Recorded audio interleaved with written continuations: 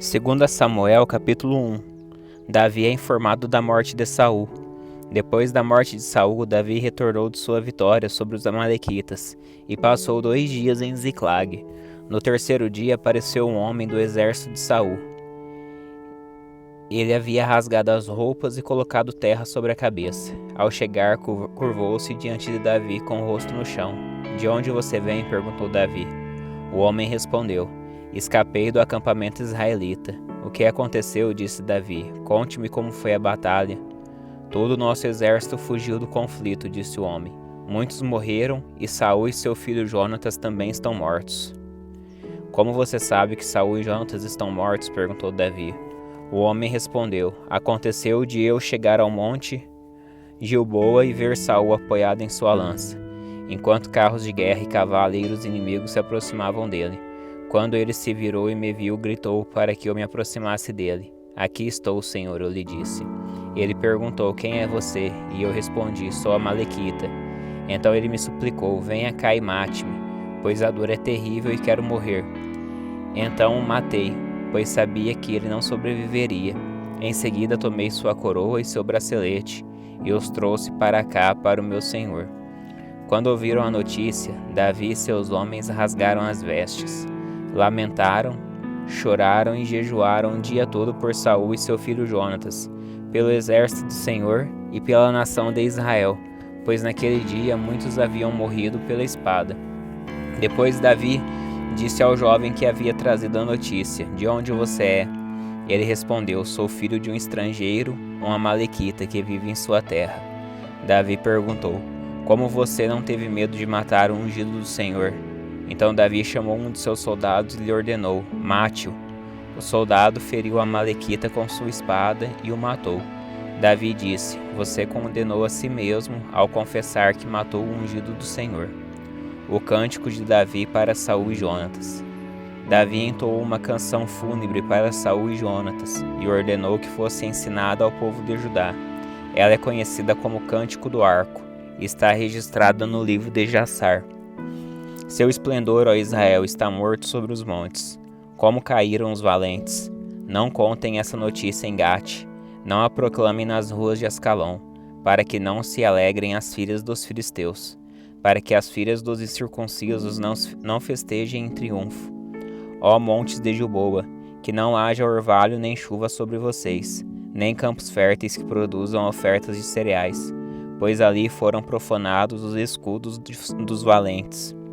O escudo de Saul não será mais ungido com um óleo. O arco de Jonatas não recuava, e a espada de Saul era invencível. Derramaram o sangue de seus inimigos e atravessaram o corpo de guerreiros. Quão amados e estimados eram Saul e Jonatas! Estiveram juntos na vida e na morte. Eram mais velozes que as águias, mais fortes que os leões. Ó filhas de Israel, chorem por Saul, pois ele as vestia com finos trajes vermelhos, com roupas adornadas de ouro. Como caíram os valentes na batalha! Jonatas está morto sobre os montes. Como choro por você, meu irmão Jonatas! Quanto eu o estimava! Seu amor por mim era precioso, mais que o amor das mulheres. Como caíram os valentes! Estão mortos, despojados de suas armas." Segundo Samuel, capítulo 2. Davi é ungido rei de Judá. Depois disso, Davi perguntou ao Senhor: "Devo voltar para alguma das cidades de Judá?" "Sim," respondeu o Senhor. Então Davi perguntou: "Para que cidade devo ir?" "Para Hebrom," disse o Senhor. Então Davi partiu com suas 2 esposas, Ainoã de Jezreel e Abigail, a viúva de Nabal, do Carmelo, e também com os homens que o acompanhavam e suas famílias. Eles se estabeleceram nos povoados vizinhos a Hebrom.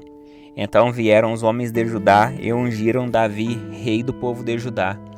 Quando Davi soube que os moradores de Jabes de Gileade haviam sepultado Saul, enviou-lhes a seguinte mensagem: "Que o Senhor os abençoe por terem sido tão fiéis a Saul, seu senhor, e lhe terem dado um sepultamento digno. Que em troca o Senhor seja fiel a vocês e os recompense com sua bondade. E eu também os recompensarei pelo que fizeram. Agora que Saul está morto, peço que continuem a ser fortes e corajosos, e saibam que o povo de Judá me ungiu para ser seu novo rei." 2 Samuel capítulo 2. Isbosete é proclamado rei de Israel. Contudo, Abner, filho de Ner, comandante do exército de Saul, já havia levado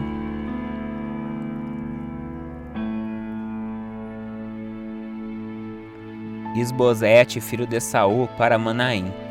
Ali proclamou Isbosete rei sobre Gileade, Jezreel, Efraim, Benjamim e sobre a terra dos Assuritas e todo o restante de Israel. Isbosete, filho de Saul, tinha 40 anos quando começou a reinar sobre Israel, e reinou por 2 anos. Enquanto isso, o povo de Judá permaneceu leal a Davi, que fez de Hebrom sua capital e reinou sobre Judá por 7 anos e meio. Guerra entre Israel e Judá. Certo dia, Abner, filho de Ner, conduziu as tropas de Isbosete, filho de Saul, de Manaim, para Gibeon. Ao mesmo tempo, Joabe, filho de Zeruia, saiu com as tropas de Davi e foi ao encontro deles na represa de Gibeon, onde os 2 exércitos ficaram frente a frente, posicionando-se em lados opostos da represa. Então Abner disse a Joabe: proponho que alguns de nossos guerreiros lutem em confronto direto diante de nós. Está bem, respondeu Joabe. Então foram escolhidos 12 soldados de Benjamim para representar Isbosete, filho de Saul, e 12 soldados para representar Davi. Cada um agarrou seu adversário pela cabeça e cravou a espada um no lado do outro. E todos morreram juntos. Por isso, desde então, este lugar em Gibeon é conhecido como Elcate Azurim. Seguiu-se nesse dia uma violenta batalha, na qual Abner e os homens de Israel foram derrotados pelos soldados de Davi. A morte de Azael. Joabe, Abissai e Azael, os 3 filhos de Zeruia, participaram da batalha nesse dia. Azael, que era rápido como uma gazela, começou a perseguir Abner. Continuou decididamente em seu encalço, sem perdê-lo de vista. Quando Abner olhou para trás e viu que ele se aproximava, perguntou: é você, Azael? Sou eu mesmo, respondeu ele. Saia do meu encalço, disse Abner. Enfrente um dos soldados mais jovens e tome suas armas, mas Azael continuou a persegui-lo. Mais uma vez, Abner o advertiu: pare de me perseguir, não quero matá-lo. Como poderia encarar seu irmão Joabe? Azael, porém, se recusou a dar meia volta, e Abner lhe cravou no estômago a parte de trás da lança, que saiu pelas costas. Azael caiu morto no chão, e todos que passavam por ali paravam a ver Azael caído e morto. Então Joabe e Abissai saíram em perseguição a Abner. O sol estava se pondo quando chegaram ao monte Amá, perto de Gia, no caminho do deserto de Gibeon. Os soldados de Abner da tribo de Benjamim se reuniram no alto do monte para resistir ao ataque. Então Abner gritou para Joabe: será que não há como evitar matarmos uns aos outros? Não vê que isso só resultará em amargura? Quando você vai ordenar que seus homens parem de perseguir seus irmãos israelitas? Joabe respondeu: só Deus sabe o que teria acontecido se você não tivesse falado, pois se fosse preciso nós os teríamos perseguido a noite toda. Então Joabe tocou a trombeta e seus homens pararam de perseguir os soldados de Israel, e a batalha cessou. Durante toda aquela noite, Abner e seus homens recuaram pelo vale do Jordão, atravessaram o rio, marcharam a manhã inteira e só pararam quando chegaram a Manaim. Enquanto isso, Joabe e seus homens também voltaram da perseguição de Abner. Quando Joabe fez a contagem, viu que faltava apenas 19 homens, além de Azael. Os soldados de Davi, por sua vez, haviam matado 360 homens da tribo de Benjamim e dos demais soldados de Abner. Joabe e seus homens levaram o corpo de Azael para Belém e o sepultaram no túmulo de seu pai. Então caminharam a noite toda e chegaram a Hebrom ao amanhecer. 2 Samuel capítulo 3. Assim começou uma longa guerra entre a família de Saul e a família de Davi. Com o tempo, Davi se fortaleceu cada vez mais e a família de Saul foi se enfraquecendo. Os filhos de Davi, nascidos em Hebrom. Estes são os filhos de Davi que nasceram em Hebrom. O mais velho era Amon, filho de Ainoã de Jezreel. O segundo era Daniel, filho de Abigail, a viúva de Nabal do Carmelo. O terceiro era Absalão, filho de Maaca, filha de Talmai, rei de Gesur. O quarto era Adonias, filho de Agite. O quinto era Cefatias, filho de Abital. O sexto era Itreão, filho de Egla, esposa de Davi. Todos esses filhos de Davi nasceram em Hebrom. Abner une forças com Davi. Enquanto continuava a guerra entre as famílias de Saul e de Davi, Abner se tornou um líder cada vez mais influente entre as famílias de Saul. Um dia Isbosete, filho de Saul, acusou Abner de ter relações com uma das suas concubinas de Saul, uma mulher chamada Rispa, filha de Aiá. Abner ficou furioso com as palavras de Isbosete. Por acaso sou um cão de Judá para ser tratado dessa maneira? Gritou ele. Depois de tudo que fiz por seu pai, Saul, e pela família e os amigos dele, e não entregar você a Davi, minha recompensa é ser acusado por causa dessa mulher? Que Deus me castigue severamente se eu não fizer por Davi tudo que o Senhor prometeu a ele. Tomarei o reino da família de Saul e o entregarei a Davi. Estabelecerei o trono de Davi tanto sobre Israel como sobre Judá, desde Dan ao norte até Berseba ao sul. Isbosete não se atreveu a dizer nem mais uma palavra, pois teve medo do que Abner poderia fazer. Então Abner enviou mensageiros para dizer a Davi: afinal, a quem pertence esta terra? Faça um acordo comigo e eu ajudarei a conseguir o apoio de todo Israel. Está bem, respondeu Davi, mas só farei acordo com você se quando vier para cá trouxer de volta minha esposa Mical, filha de Saul. Davi enviou a seguinte mensagem a Isbosete, filho de Saul: devolva minha esposa Mical, pois eu conquistei o direito de me casar com ela com os prepúcios de 100 filisteus. Então Isbosete mandou tirar Mical de seu marido Paute, filho de Laís. Paute a seguiu até Baurim, chorando ao longo de todo o caminho, até que Abner lhe disse: volte para casa, e ele voltou. Abner reuniu as autoridades de Israel e lhes disse: faz algum tempo que vocês querem declarar Davi seu rei. Chegou a hora de agir. Pois o Senhor disse: escolhi meu servo Davi para livrar meu povo, Israel, das mãos dos filisteus e de todos os seus inimigos.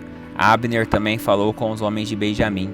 Depois foi a Hebrom para dizer a Davi que todo o povo de Israel e de Benjamim tinha concordado em apoiá-lo.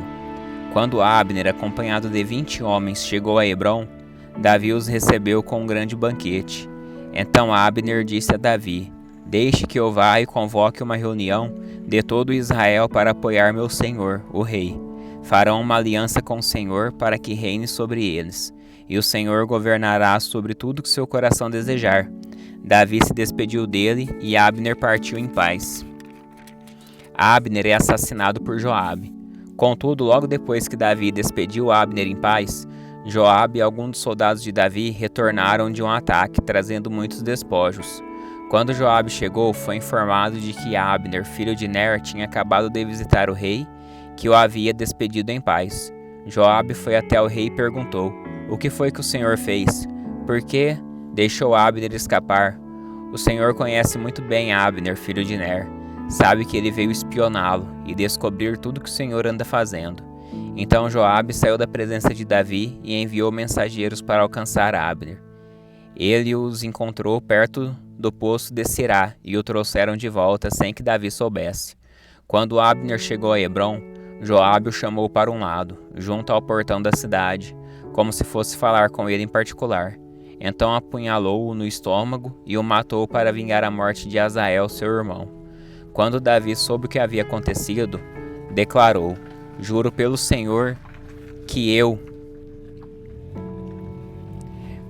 meu reino, somos para sempre inocentes desse crime contra Abner, filho de Ner.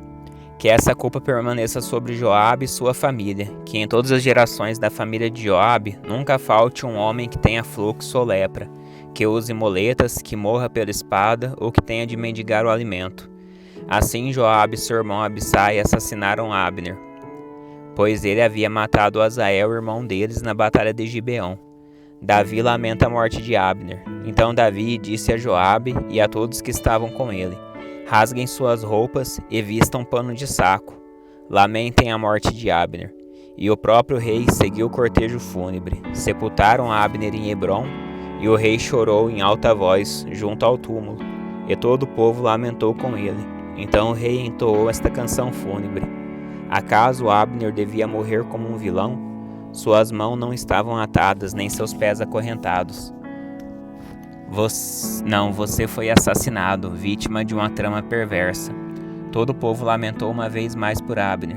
Davi tinha se recusado a comer no dia do funeral, e todos insistiram para que ele se alimentasse, mas ele havia feito um voto: que Deus me castigue severamente se eu comer alguma coisa antes do pôr do sol.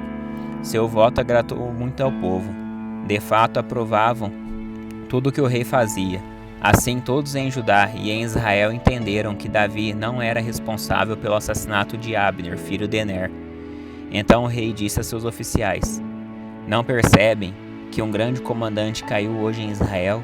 E embora eu seja o rei ungido, esses dois filhos de Zeruia, Joabe e Abissai, são fortes demais para que eu os controle. Que o Senhor retribua esses homens maus por sua maldade.